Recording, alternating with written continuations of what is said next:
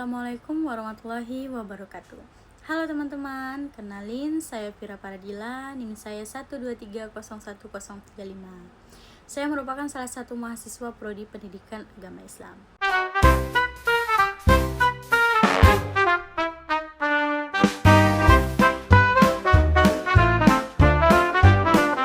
Video ini dibuat untuk memenuhi syarat ujian akhir semester saya, yaitu makul praktek bisnis pendidikan.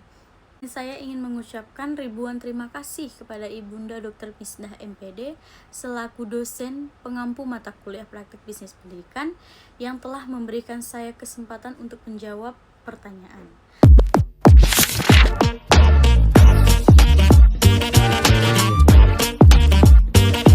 Tanpa berlama-lama, mari kita saksikan penjelasan berikut.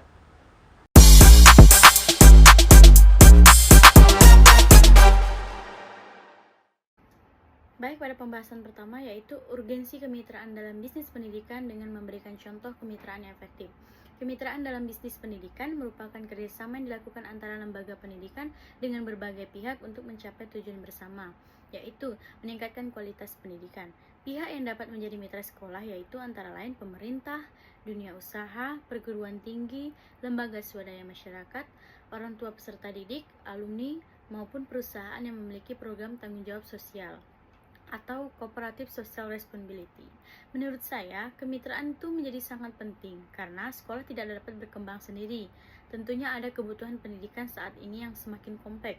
Nah, sehingga sekolah itu memerlukan fasilitas yang memadai, guru yang kompeten, teknologi pembelajaran, serta dukungan dana dan sumber daya lainnya.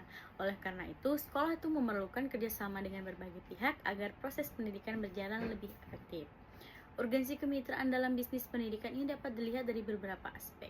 Yang pertama, kemitraan yang membantu meningkatkan kualitas pembelajaran. Misalnya nih, ketika sekolah bekerja sama dengan perguruan tinggi, guru dapat mengikuti pelatihan, seminar, atau pendampingan, sehingga kompetensinya semakin meningkat. Dampaknya nih, menjadi pembelajaran diberikan kepada peserta didik juga menjadi lebih berkualitas. Kedua, kemitraan dapat membantu penyediaan sarana dan prasarana karena tidak semua sekolah itu memiliki anggaran yang cukup untuk membeli komputer, proyektor, jaringan internet, atau laboratorium. Nah, dengan adanya kerjasama bersama perusahaan atau pemerintah, sekolah itu dapat memperoleh bantuan fasilitas yang mendukung proses pembelajaran.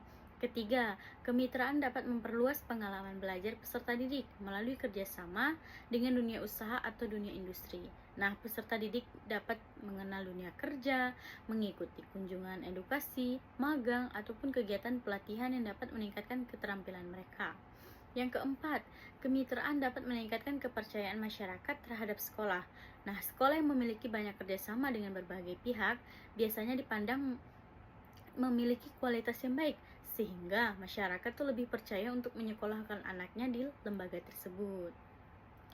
Contohnya nih, kayak kemitraan yang efektif misalnya kerjasama antara sekolah dengan perusahaan teknologi seperti Google for Education atau Microsoft Education, yang mana dalam penggunaan platform pembelajaran digital itu, melalui kerjasama tersebut, guru tuh dapat memperoleh pelatihan penggunaan teknologi, peserta didik mendapatkan pengalaman belajar yang lebih menarik, dan sekolah dapat memanfaatkan media pembelajaran digital secara maksimal.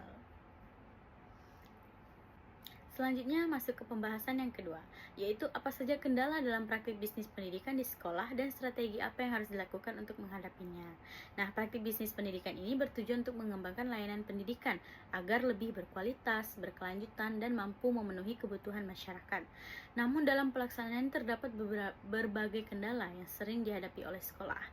Yang pertama tentunya keterbatasan dana, karena banyak sekolah yang memiliki program yang baik tetapi tidak dapat dilaksanakan secara maksimal karena tentunya keterbatasan anggaran.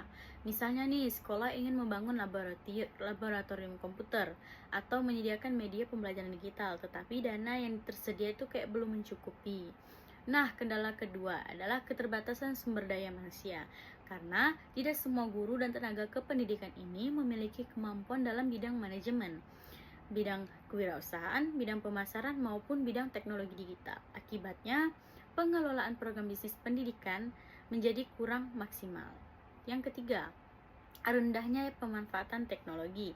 Di era digital yang sekarang ini, sekolah tuh dituntut untuk menggunakan berbagai platform pembelajaran dan media promosi digital. Namun, masih banyak nih sekolah yang belum mampu memanfaatkan teknologi secara optimal karena kurangnya pelatihan ataupun fasilitas.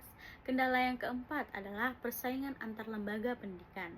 Saat ini banyak sekolah negeri maupun swasta itu yang menawarkan berbagai program unggulan. Jika sekolah tidak memiliki inovasi, maka minat masyarakat itu tentunya menurun. Nah, kendala yang kelima adalah rendahnya kepercayaan masyarakat. Apabila pelayanan sekolah ini kurang baik ataupun komunikasi dengan orang tua tidak berjalan lancar, maka citra sekolah ini akan menurun sehingga berdampak pada jumlahnya peserta didik baru. Nah, tentunya dalam kendala-kendala ini kita dapat bisa mengatasi dengan beberapa strategi. Yang pertama, yaitu dengan memperkuat kemitraan dengan pemerintahan, perusahaan, alumni, dan masyarakat. Melalui kerjasama tersebut tuh, sekolah itu dapat memperoleh bantuan dana, fasilitas, maupun pelatihan. Strategi yang kedua, kita dapat meningkatkan kompetensi guru dan tenaga kependidikan melalui kayak pelatihan, workshop, seminar, dan kegiatan pengembangan profesional lainnya. Karena guru yang kompeten akan mampu memberikan pelayanan pendidikan yang lebih baik.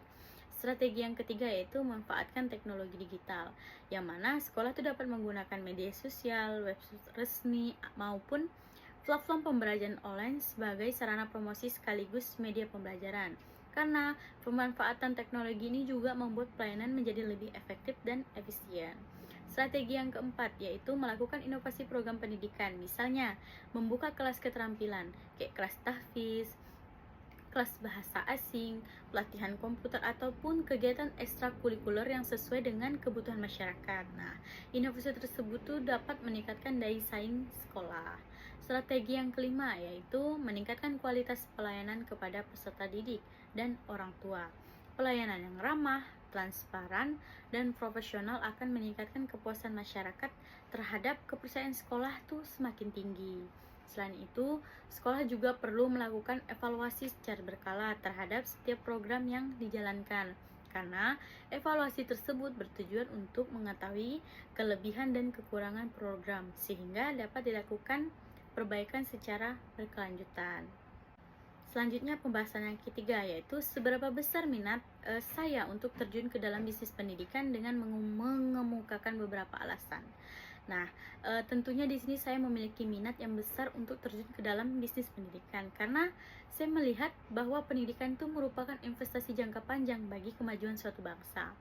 Bisnis pendidikan itu bukan hanya berorientasi pada keuntungan finansial saja tentunya, tetapi juga memberikan manfaat sosial melalui peningkatan kualitas sumber daya manusia.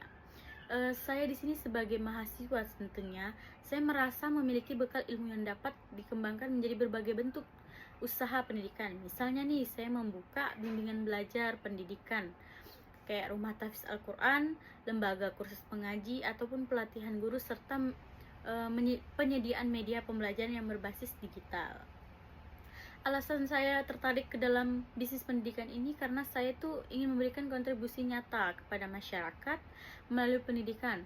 Nah, yang mana saya dapat membantu peserta didik memperoleh ilmu pengetahuan, membentuk karakter, dan meningkatkan akhlak mereka.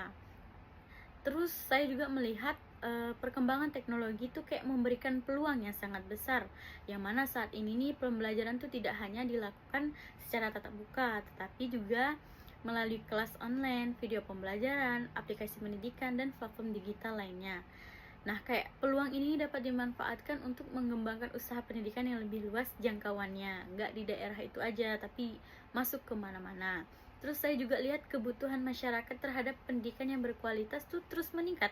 Kan banyak nih orang tua saat ini tuh nggak hanya mencari sekolah yang baik, tetapi juga mencari bimbingan belajar, kursus keterampilan, pelatihan bahasa, maupun pendidikan kayak berbasis agama. Nah, hal tersebut tuh menunjukkan bahwa bisnis pendidikan itu memiliki prospek yang sangat baik. Nah, dan bisnis pendidikan tuh saya melihat memberikan manfaat jangka panjang. Seperti yang saya bilang bahwa keuntungan yang diperoleh itu bukan hanya berupa pendapatan ekonomi, tetapi juga pahala tentunya, serta pengalaman, relasi, serta kepuasan karena dapat membantu orang lain memperoleh pendidikan yang lebih baik. Jika saya memiliki kesempatan atau kayak diberi kesempatan, saya ingin mengembangkan lembaga pendidikan Islam yang dimanfaatkan teknologi digital. Misalnya saya menyediakan video pembelajaran interaktif, kelas mengaji online, pelatihan akhlak bagi anak-anak, serta pelatihan kompetensi guru. Tuh. Namun tentunya saya juga menyadari bahwa membangun bisnis pendidikan itu bukan hal yang mudah, tentunya dibutuhkan. Nah, yang saya butuhkan yang pastinya kemampuan manajemen, kepemimpinan, inovasi, serta komunikasi dan komitmen untuk terus meningkatkan kualitas layanan. Oleh karena itu, saya di sini akan terus belajar dan mengembangkan kemampuan agar dapat menjadi pendidikan sekaligus wirausahaan pendidikan yang profesional. Dan semoga saya berharap video ini dapat memberi wawasan kepada teman-teman dan apa yang saya sampaikan teman-teman bisa memahaminya.